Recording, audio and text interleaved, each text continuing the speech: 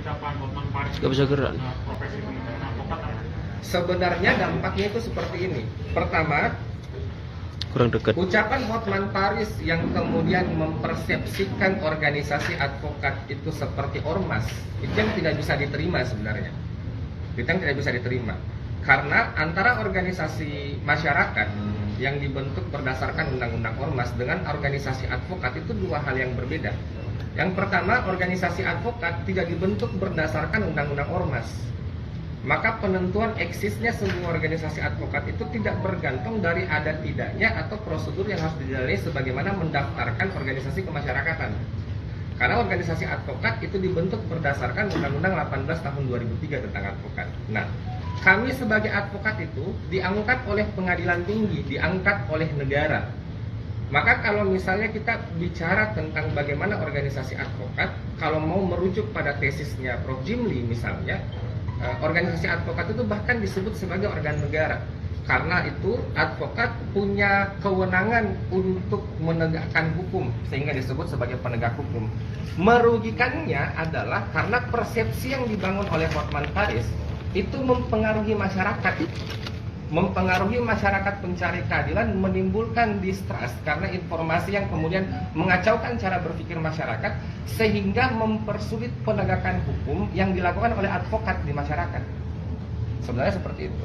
Maka sebenarnya bukan hanya advokat saja yang rugi.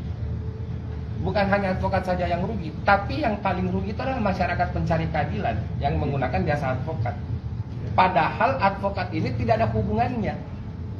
Padahal profesinya itu tidak ada hubungannya dengan statementnya Hotman Paris gitu. Makanya ini merusak secara sistemik statementnya saudara Hotman Paris Hutapea ini. Menurut kami seperti itu. Jadi ada dugaannya penyebaran berita bohong atau fitnah atau gimana, Pak? Penyebaran berita bohong yang berkonsekuensi fitnah ini nggak bisa dipisahkan.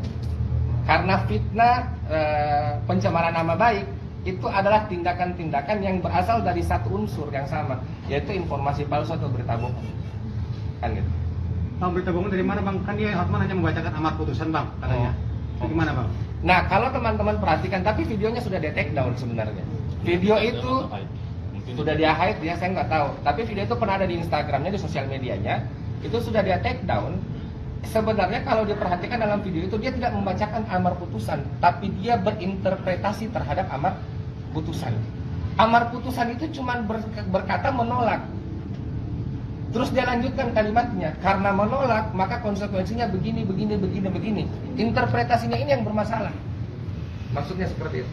Kalau dia cuma membicarakan amar putusan, ya sudah bacakan saja amar putusannya, menolak, selesai persoalan. Tapi munculnya item-item lain yang disebutkan, misalnya tentang sebuah organisasi advokat yang nyata-nyata dibentuk berdasarkan Undang-Undang 18 2003, tiba-tiba tidak sah gitu. Itu interpretasi dari mana?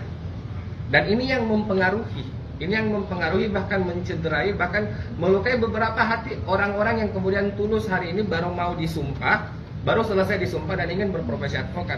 Karena kan nggak masuk akal, bagaimana mungkin Mahkamah Agung melalui pengadilan tinggi baru-baru mengangkat dan menyumpah advokat Pradi, terus tiba-tiba bisa tidak bersidang. Itu kan nggak masuk akal gitu. Makanya informasi-informasi ini yang kemudian kami coba clearkan, kami coba sampaikan kepada masyarakat bahwa semua yang disampaikan oleh saudara Hotman Paris Hutapea itu tidak berdasarkan apa yang sebenarnya terjadi, mau fakta realitas ataupun fakta hukum, serta bagaimana normanya. Seperti itu. Terima kasih sudah menonton video ini. Jangan lupa subscribe dan aktifkan lonceng notifikasi supaya kamu nggak ketinggalan video terbaru dari Grid.